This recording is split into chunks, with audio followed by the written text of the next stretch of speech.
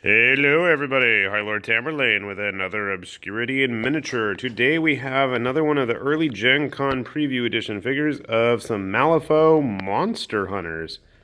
Sadly, they're not wearing Rathalos or Raytheon armor. That was a big thumbs down for me because I am a hardcore Monster Hunter player from the very original PS2 game where I spent far too many hours in college playing online and with my roommates when I should have been probably studying. So these dudes are guild. And let's take a look. We've got a rather large woman with a bunch of guns. If I can get her in focus here. We'll try at least. There we go.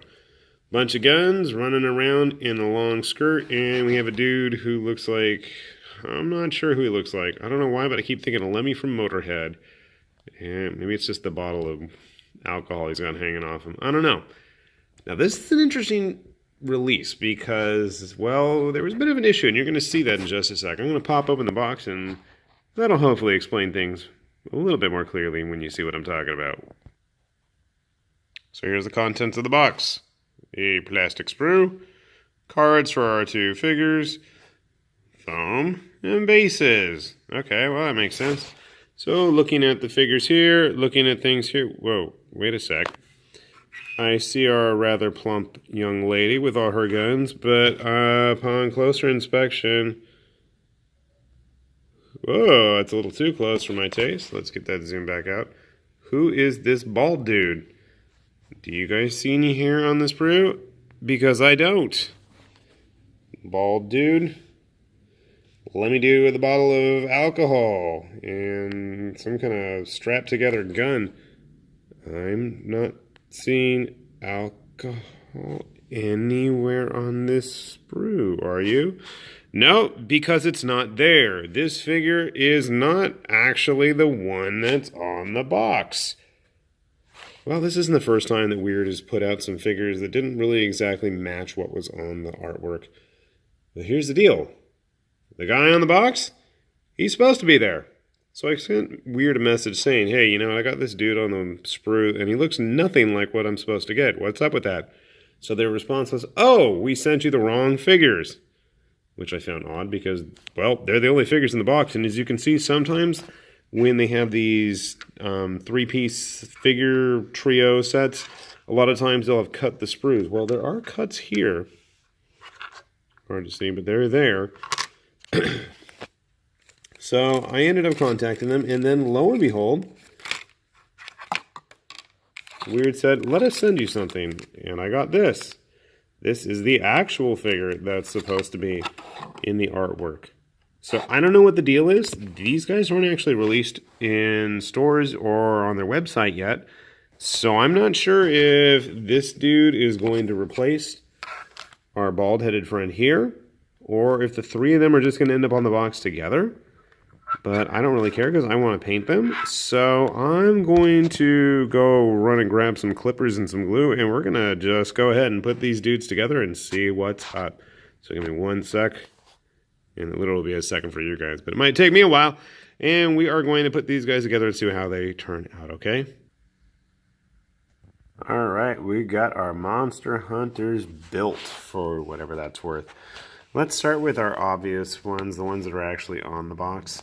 I really like the female Monster Hunter. She is super decked out and she means serious business. One of the things I was actually surprised she's going to fit on a 30mm base. When I first saw the renders of her, I thought she's going to be a lot bigger. I mean, there are a couple of figures, especially within the guild itself, that are on 40mm bases that really shouldn't have been. Witchling Thralls are the ones that really popped in my mind. But she actually does fit on the 30mm base just fine. The only issue is going to be that contact point with her leg. Being a Malifaux figure, she's got to have something obnoxious about her. So she's precariously balanced on that 1 foot. The other thing is going to be having to clean out those gun barrels. I apologize. She's a mess right now, but I am going to clean her up before she gets painted. I just noticed she's got like a little flower thing in her hair there. That's kind of cool.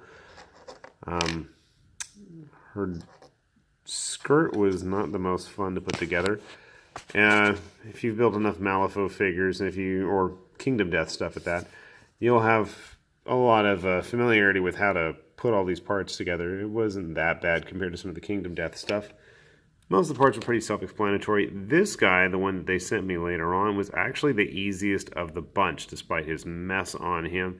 He was the face, the arms, the bottle of alcohol, which I found out is actually a Molotov cocktail, the 2 knives, and the sword on his back. That's it. He wasn't that many parts, other than the face, I guess, and the little knives, which really weren't that bad by Malifaux standards. He wasn't too bad. I'm going to enjoy painting him up. And then there's this guy, who we kind of went in going blind on.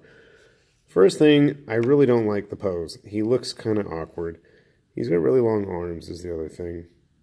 I can't tell if he's got facial hair. It looks like it. Don't know if he's supposed to be a white dude. I might not paint him up white because I don't have more white people in my collection as it is. He's got interesting armor plating on his forearms and on his knees. Not a fan of his flared out pants there, but other than that, he's an interesting figure. We'll see how he looks painted up. And I'm just not a fan of his weird forward advancing pose, but you know, maybe it'll grow on me. Should look pretty decent once he's painted up. They should paint up pretty easily. I'm not really worried about that. The main reason I got these guys, though, was I thought they would be perfect stand-in characters for Shadows of Brimstone. They are so overburdened with gear and weapons that they just strike me as the typical adventurer types for Shadows, especially with their weird armor and eclectic mix of weaponry. If they're anything like my characters, they're usually wading in with, like, you know, half of the deck themselves on their backpacks if they can get away with it. Of course, my Shadows of Brimstone characters are so mutated at this point that I would have to do some serious converting to get them to look like what they're supposed to look like. But they do make nice adventuring stand-ins, or you can just use them, you know, for Malifaux like they're actually intended. I haven't really looked at the rules for them. I'm not the biggest Malifaux player. And with 3rd edition on the way, I don't know if I'd even see these guys hit the table, to be honest. So they're more than likely going to end up in a game of Shadows of Brimstone or in some Weird West skirmish game. We might try Gang Fights system once that's hitting the wilds. But in the meantime, they are kind of interesting characters, and I'm really curious to see how Wyrd is going to end up releasing them into stores, if it's going to end up as a 3-pack with the 3 of them, or if they rejiggle the artwork and keep one of these as an alternate promo. It'll be interesting to see. And also, you know, just want to keep that in mind when they do release. Keep an eye on the packaging and make sure that if you are buying these from a third party online, that you get your freebie 3rd figure included as well, because there are supposed to be 3. Any questions or comments, drop me a line below, and I will see you folks later. See ya.